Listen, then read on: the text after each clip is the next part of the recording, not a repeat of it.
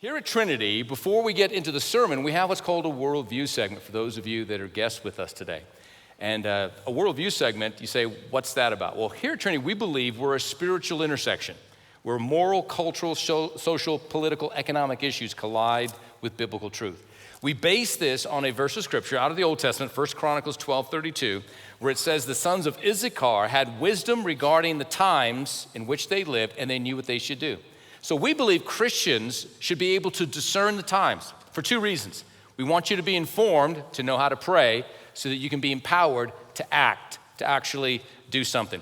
And I want to talk about keeping the Christ in Christmas. As we look at Christmas today, all these years passed from the original first Christmas morning, secularization, commercialization really has overtaken the true meaning, the faith part of the Christmas celebration.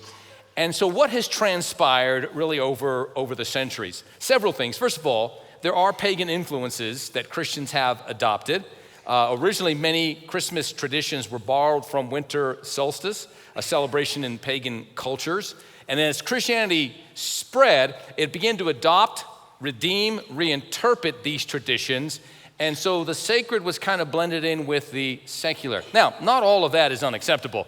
I'm not in any way frowning on Christmas trees or Christmas lights. I believe the important thing is the meaning behind, the why behind the things that we do. Once again, keeping Christ in Christmas. Now, some things in this world cannot be redeemed. They cannot be taken by Christians and sanctified and then used for the glory of God, because some things in this world are inherently evil. But there are many things that we as Christians participate in because we're in the world but not of the world, and it's not necessarily a sin. For example, using the days of the week. Did you know that the days of the week, Sunday, Monday, Tuesday, Wednesday, Thursday, that the days of the week were actually named after Roman gods, Norse gods? For example, Sunday, it's named after the sun god in Roman mythology associated with the god of Sol Invictus. Monday is named after the moon, which in Roman mythology was associated with the goddess Luna. And Tuesday was named after a Norse god, and Wednesday, and so on and so on. In the Bible, days are mentioned such as Sabbath, which was a Saturday. We would say Saturday. The first day of the week, which is the Lord's Day, which is what we call Sunday, is the day that Christ was raised from the dead, the day that the day of Pentecost occurred, the first day of the week. The Bible refers to days of the week by the third day. On the third day, Jesus was raised from the dead.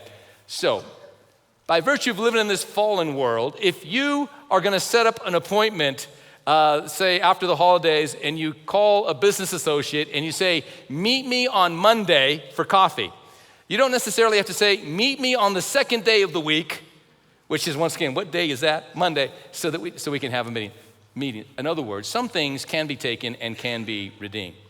1 Corinthians 7:31, it says, and those using the world as those not using it thoroughly, for the fashion of this world is passing away. One translation says, we use but we don't abuse the things of this world because we live in this fallen world. Some other things that have influenced Christmas in the secularization, the commercialization of it, 19th and 20th century, there was a significant shift because of the Industrial Revolution. Consumer culture was introduced, and Santa Claus and Christmas cards, decorating trees, the commercial aspect of it really kicked in. And then marketing and advertising, as marketing and advertising industries grew in the 20th century, Christmas became a key sales period for retailers, and advertisers increasingly depicted Christmas as a time of giving gifts, thereby encouraging consumer spending. Globalization. Western culture spread globally, and so did the secular Christmas traditions, which led to the adoption of Christmas as a cultural celebration in many non-Christian countries, where it often lacks the religious significance. Media and entertainment, films, music, television played a huge role in shaping the public's perception of Christmas. Diverse societal beliefs in a multicultural society. Not everyone that comes to America is a Christian and practices Christianity. So there is this blending of their traditions along with the Christmas traditions. And then economic incentives. The economic importance of Christmas cannot be overstated. Many businesses actually rely on this period of time for a significant portion of their annual revenue. So overall, with the secularization and the commercialization of Christmas, here's the important thing. We're not wanting to rain on anyone's celebration, but we're simply saying in all of our gatherings, whatever you drink today, whatever you eat today, Paul said, whatever you eat, whatever you drink, do it all for the glory of God. Let us, in all of our celebrations today, tomorrow, this week, keep Christ at the center of Christmas, the true meaning that's attached to our faith.